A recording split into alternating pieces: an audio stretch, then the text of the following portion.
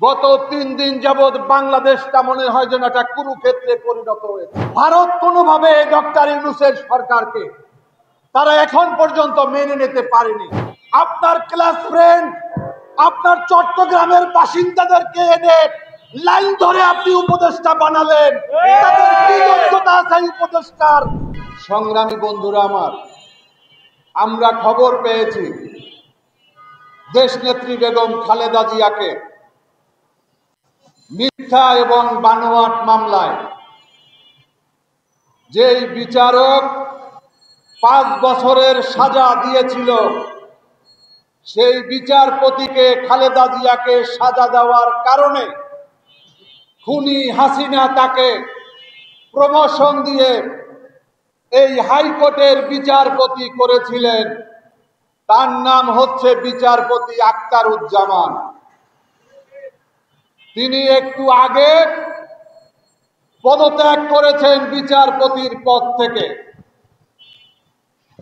তাকে প্রমোশন দেওয়া হবে, এই প্রমোশনের লোভে আখতারুজ্জামান বেগম খালেদা জিয়াকে মিথ্যা বানোয়াট একটা হয়রানি মামলায় তাকে 5 বছর সাজা দিয়েছিল।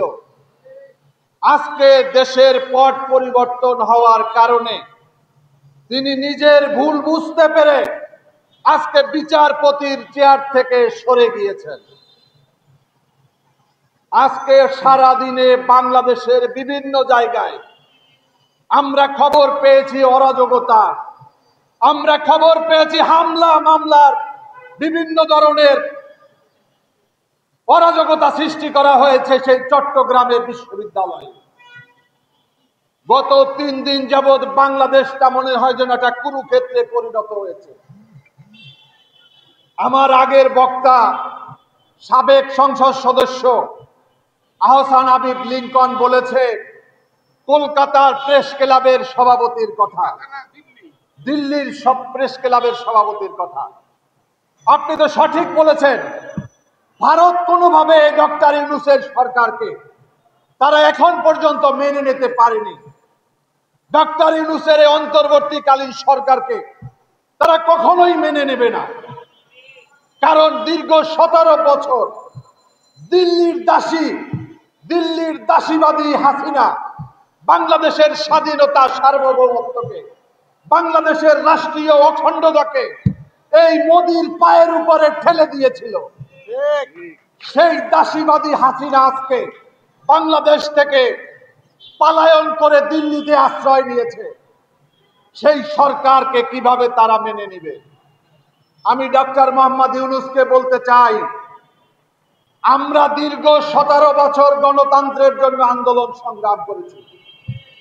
বিগত 24 সালের 18 জুলাই থেকে যখন কোটা সংস্কার আন্দোলন শুরু হয়, প্রথমে আমাদের ছাত্র সংগঠনকে আমরা নামিয়ে দিয়েছিলাম। পরবর্তীকালে আমরা অভিভাবক সেজে আমরাও রাস্তায় নেমেছিলাম এবং আমাদের সেই আন্দোলনের কারণেই 5 তারিখে ছাত্র জনতার বিপ্লব হয়েছে।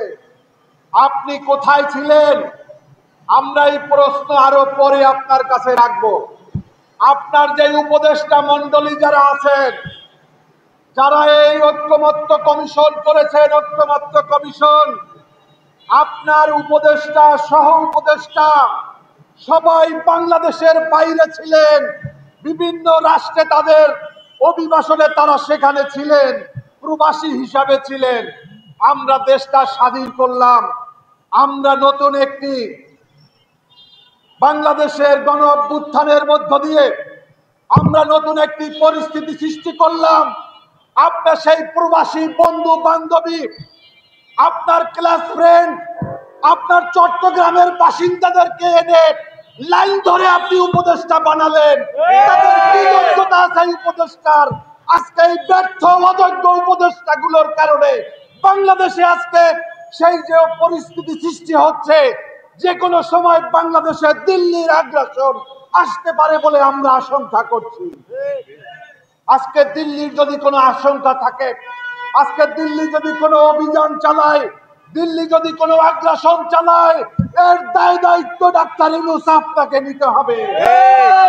কারণ আপনি মেরুদণ্ডহীন, আপনি অভিজ্ঞতাহীন, আপনি যাদের কোনো যোগ্যতা নেই, যাদের কোনো প্রশাসন পরিচালনার কোনো অভিজ্ঞতা নেই, সেই সমস্ত মেরুদণ্ডহীন কিছু প্রাণীকে দিয়ে আপনি আপনার উপদেষ্টা পরিষদ তৈরি করেছেন। আমরা নির্বাচনের কথা বলি, আমরা নির্বাচন চেয়েছি, আপনি সেই নির্বাচনের আগেই তো বাংলাদেশে অরাজক পরিস্থিতি সৃষ্টি হচ্ছে। আজকে সেনাবাহিনী কেন নুরুল হক নূরকে, একটা প্রাণীকে এভাবে মারতে আমরা দেখি না, একটা হিংস্র জানোয়ারকে এভাবে মারা হয় না, যেভাবে বিপি নুরুল হক নূরকে আঘাত করা হয়েছে। বন্ধুরা, একটা রাজনৈতিক দলের, একটা নিবন্ধিত রাজনৈতিক দলের একজন সভাপতি, একজন ডাকসুর সাবেক ভিপি, তাকে যেভাবে মারা হয়েছে, এবং এটার সাথে প্রত্যক্ষভাবে আমরা দেখেছি পুলিশ এবং সেনাবাহিনী জড়িত, এবং পুলিশের সেনাবাহিনী আজকে নতুন নয় অপরাধের সাথে। আমরা দেখেছি এই নারায়ণগঞ্জের 7 মার্ডার, এই 7 মার্ডার ভাড়ায় হত্যা করা হয়েছিল, সেখানে কর্নেল সেই আজিজ, তারেক আজিজ সেখানে জড়িত, এখন জেলখানায় আছে। আমরা দেখেছি মেজর জেনারেল আহসানের কথা, তিনি নাকি কয়েকশো বিরোধী দলীয় নেতা কর্মীদেরকে গুম করেছেন। এগুলার সাথে কি সেনাবাহিনী জড়িত নয়? আজকে সেনাবাহিনী কি দুধে দেওয়া তুলসী পাতা নাকি? আজকে আমরা বলেছি, বারবার বলেছি, জেনারেল ওয়াকারের পদত্যাগ করতে হবে। জেনারেল ওয়াকার এখনো কেন পদত্যাগ করেনি? তাকে পদত্যাগ করতে হবে। শেখ হাসিনার নিয়োগ করা এই রাষ্ট্রপতি এবং সেনা প্রধানকে বসিয়ে বাংলাদেশে ভালো কিছু হবে বলে আমরা বিশ্বাস করি না। বন্ধুরা, অবিলম্বে জেনারেল ওয়াকারকে পদত্যাগ করাতে হবে, অবিলম্বে রাষ্ট্রপতি চুপ্পুকে সরাতে হবে। তা না হলে আমাদের এই যে জুলাই আন্দোলন, আমাদের জুলাইয়ের যে অর্জন, তা বিঘ্ন ঘটবে। বন্ধুরা আমার, আমরা গত পরশু দিনে দেখলাম সেনাবাহিনীর সদস্যরা, পুলিশের সদস্যরা বলছে জুলাই চেতনা ঢুকিয়ে দেব। কোথায় ঢুকাবেন জুলাইয়ের চেতনা? আমরা জানি আপনাদের অনেক ব্যথা আছে, আপনাদের অনেক কষ্ট হয়, কারণ আপনারা হাসিনার গোলাম। যারা হাসিনার গোলাম তারা কোনোদিন ওই জুলাইয়ের চেতনাকে বিশ্বাস করে না। যারা হাসিনার কৃতদাস, যারা দিল্লির কৃতদাস, দিল্লির যারা দালাল, তারা কখনোই আমাদের জুলাই বিপ্লবকে মেনে নেবে না। আজকে তারা ফান্দে পড়িয়া বগা কান দেবে। আজকে ফান্দে পড়েছে আওয়ামী লীগ। আজকে জাতীয় পার্টি নিয়ে কথা না বললে নয়। আমাদের লিংকন ভাই ভালো কথা বলেছেন যে অফিসে অগ্নিসংযোগ করা সঠিক হয়নি, কিন্তু রাষ্ট্র কি তার ভূমিকা রেখেছে? একদিকে রাশেদ খান মেননকে গ্রেফতার করেছে, একদিকে হাসানুল্লাহ কিনুকে গ্রেফতার করেছে, এবং এই আওয়ামী লীগের প্রার্থিত এই জিএম কাদেরও ছিল, আওয়ামী লীগের মনোনীত প্রার্থিত এই চুন্নু ছিল, আনিসুল ইসলাম মাহমুদ একত্রে বিরোধী দলের নেতা, আবার সরকারের মন্ত্রীও ছিল জাতীয় পার্টি। একই অঙ্গে হরে প্রুফ ছিল এই জাতীয় পার্টি। এই জাতীয় পার্টির চেয়ারম্যান, তার বাড়ি হচ্ছে ভারতের কুচবিহারে।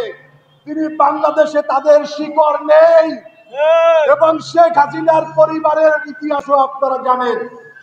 যার কারণে আমরা নতুন করে বলতে চাই না। 1947 সালে ভারত পাকিস্তান বিভক্তির পরে যারা এই ভারত পাকিস্তান বিভক্তি মেনে নিতে পারে নাই, তারাই বাংলাদেশে আওয়ামী মুসলিম লীগ তৈরি করেছিল। সেই আওয়ামী মুসলিম লীগের ধারাবাহিকতায় হচ্ছে আজকে আওয়ামী লীগ। আওয়ামী লীগ এবং জাতীয় পার্টি, এই দুই পার্টি হচ্ছে ভারতীয় পার্টি। যার কারণে এই দুই পার্টির রাজনীতি নিষিদ্ধ করতে হবে, এবং এই কাজ ডাক্তার ইউনূসকে করতে হবে। কারণ ডাক্তার ইউনূস বলেছেন তাকে ছাত্ররা বসিয়েছে। আজকে 2000 ছাত্রের রক্তের সাথে বেইমানি করতে যাচ্ছে ডাক্তার ইউনূস। আজকে আমরা দেখেছি বিএনপি কে ডাকছে, জামাতকে ডাকছে, এনসিপি কে ডাকছে।